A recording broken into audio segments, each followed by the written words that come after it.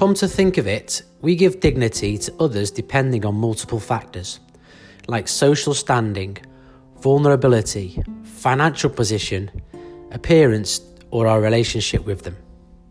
Right? Isn't that wrong? Always remember, if you're helping someone in distress or trying to protect someone dear to you, do so by keeping his or her dignity intact.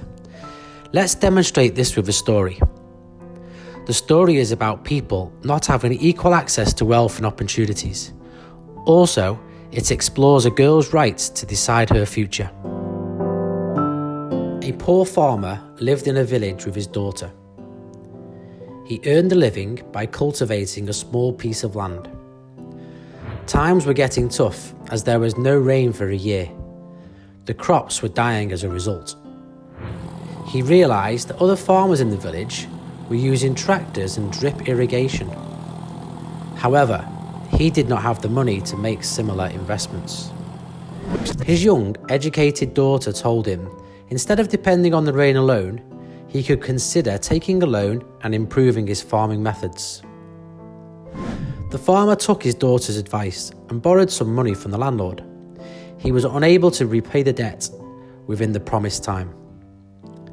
The powerful and rich landlord thought it was the best time to negotiate with the farmer. He told the farmer that since he took the loan based on his daughter's advice and was unable to repay, it was only fair he gave his daughter to the landlord instead. Question: what would you do if you were the father? What would you do if you were the daughter?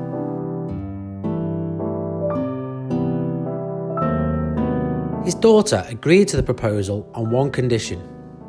She explained that as a girl, she should have an equal right to choose her life partner.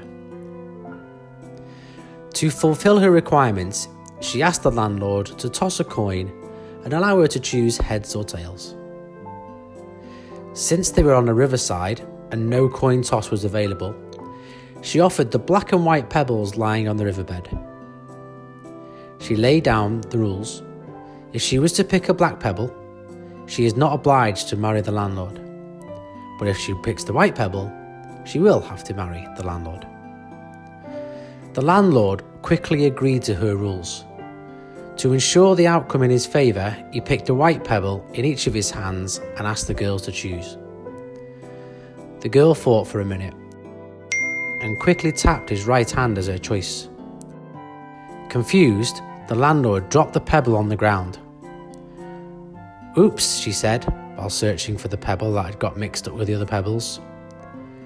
The only choice left was for her to look at the other pebble that the landlord was holding in his left hand. As expected, that pebble was white also. To the landlord's surprise, she exclaimed, "Oh, this means I choose the black pebble then." She outsmarted the landlord. She took the land documents from his assistant and happily walked away. Questions: have you ever felt helpless or vulnerable due to a situation that is not in your control? Were you exploited because of that situation? What would you have done instead of trading your daughter? If you were the daughter in the story, how would you have escaped from the situation? If you were the landlord, how would you take back your money without exploiting the farmer?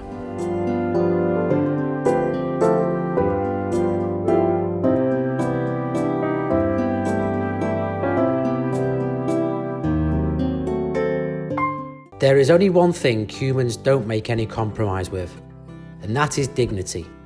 Human dignity involves respect among different people of society. People come from different families, different religions, different backgrounds and races, and when people respect each other's differences and accept them without judging, that is dignity. In this story, you will learn how we can help someone else without taking away their dignity, which is also a form of respect.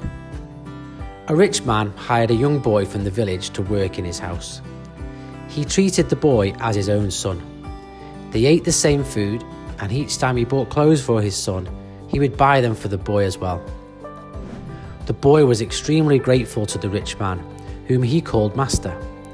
He wanted to do something to make his master proud. It was an annual festival time in the village, and there was an open competition for young men to join a bullfight. The boy thought this was the best time to show his bravery and make his master proud. He informed his master about the interest in participating in the competition. The winner of the competition will get 1,000 gold coins, and the boy was confident of winning it. On the day of the competition, the master took the boy to the competition venue. All the participants took turns introducing themselves. And when it was the boy's turn, his master stepped in and he introduced the boy to the crowd. He shared the boy's story with everybody. This boy was a poor orphan. I took him in my care. I gave him a home. Today you will see how he has grown to be a confident young man under my guidance, the master said with pride. To everyone's disappointment, the boy failed in the first round. What would you do if you were the boy? What would you do if you were the master? The master walked up to the boy and asked him gently if he was okay. The boy replied that he was upset about disappointing his master, since the master had placed a lot of confidence in him. The master understood the situation. He walked back to the stage once again and introduced the boy to the crowd once more. This young man will succeed if you give him a chance. Human potential has no limits. If there is a will, there's a way, he said, smiling at the boy. The boy immediately felt a shift in his self-worth. At that moment, he understood the power of possibilities. He understood that if he focused, there was a possibility to win. Soon the tables turned and the boy won the competition. His master realised that the boy's value was far greater than the 1,000 gold coins he had won. Questions. If someone helps you, how will you show that person that you value their help?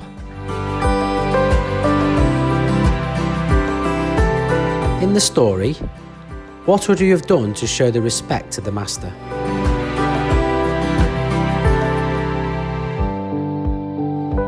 If you were the master, would you allow the boy to take part in the bullfight? What would be your reaction when the boy lost in the first round? How would you have encouraged the boy to win the competition?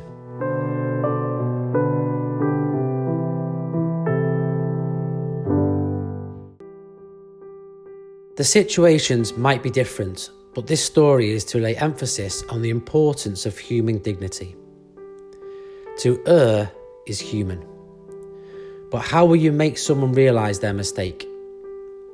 By punishing or by insulting? No, that will leave the person scarred for a lifetime. Instead, the person should be made to realise his or her mistake in the most dignified and respectful manner. It was a class full of young teenage boys. They were boisterous, flamboyant, and at the age wanting to flaunt their freedom, independence and identity.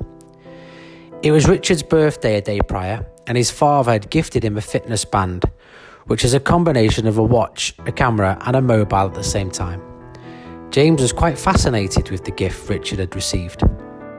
James had been asking his father for an ordinary watch for a long time. His father kept dodging his demand, saying that only if he gets a good grade in the final exam, he will buy it for him. Owning such a fancy watch was a distant reality for James, and he couldn't help looking at Richard's watch with envy. There was a lunch break in school, and James noticed that Richard had removed his watch, keeping it in his bag and lying on the desk. James thought, where could a better opportunity for him to look at the watch and see how it works? James checked the watch out of curiosity rather than any intention to steal it. But before he could put it back in the bag, the bell rang and all the students returned back to their desks. James returned to his desk too, along with Richard's watch. In no time, Richard realised his watch had been missing from his bag. He panicked, since his father had warned him not to lose such an expensive gift, which was not even a day old. The teacher realised that Richard was heartbroken, so he immediately asked the doors to be shut and made a statement to the entire class. No outsider has entered the classroom except the students studying in this class, so I'm sure if someone has stolen the watch, it must be one of you. Here is your chance to return Richard's watch. In the next 5 minutes, all students will blindfold themselves, and whoever has taken the watch will keep it back on my table. Richard found the watch on the teacher's table. James was relieved that he was saved from a huge embarrassment. What would you have done if you were James or the teacher? As the years passed, James was now a respected and accomplished executive working in a multinational company. One day, he was waiting at the airport and he saw an aged and frail man sitting next to him. He soon recognised that it was the same teacher that had taught him in school. After a warm introduction, James confided, saying, "Thank you, sir. If you had asked me to search for the watch that day, I would have been expelled from school for theft." The teacher took some time to recall and comprehend the incident and responded quietly, "If you had not mentioned it, I would never have known who it was, because I too was blindfolded that day."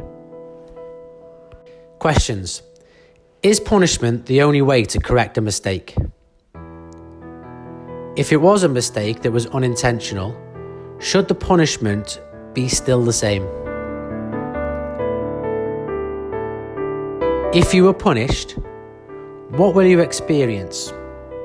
1. Regret. 2. Shame. 3. Embarrassment. Or 4. Anger.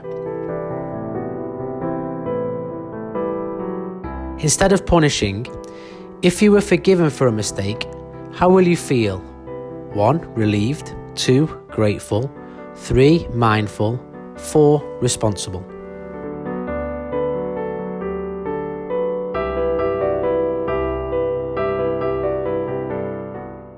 Looks can be deceiving. Through this story, you'll realise that we should respect an individual for who he or she is and not for how they present themselves. There was a professor who was a renowned mathematician, and he commanded a lot of respect in his community. He had done a lot of research, published many papers, and contributed to the cause of education with his immense knowledge of wealth. In appreciation of his service, the government decided to honour him with a prestigious award. When the local village headman got to know about this, he wanted to facilitate the professor by hosting a dinner in his honour. Some of the most influential people were invited to the dinner, since it was a high-profile event. Invites were sent in advance to all the guests, along with the dress code. The day of the dinner came, and people started arriving. They were dressed as instructed on the invitation. Amid the well-dressed guests was a man who came in a very ordinary outfit. The security guard at the gate got suspicious and stopped the man from entering the dinner party. They asked him to show them the proof of the invite. As expected, the man did not have any invitation.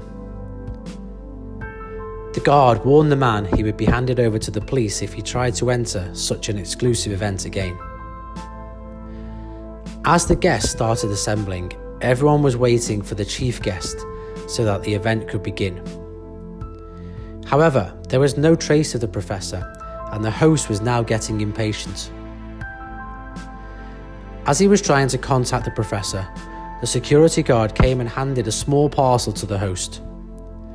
The parcel had the name of the professor on the top of it. Since the security man knew well the event was in the professor's honour, he thought the parcel would be important. As the crowd anxiously looked on, the parcel was opened, and from it came out a coat, a pair of trousers, and a note from the professor. The note read, "I had come for the gathering a while ago, but I was stopped and sent back from the gate because I was not in a business suit. I am therefore sending you a business suit to receive the honour on my behalf." Questions. Do you think we respect people more for how they appear rather than who they are?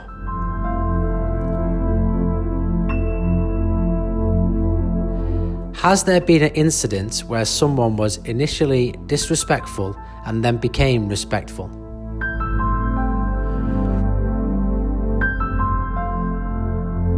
What was the action, behaviour, or situation that triggered that change?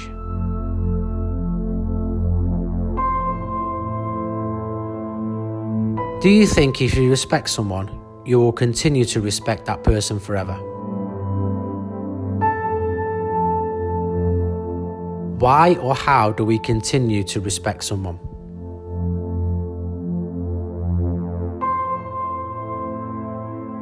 Competition. Select one story from the above and tell us how you will change the outcome of the story.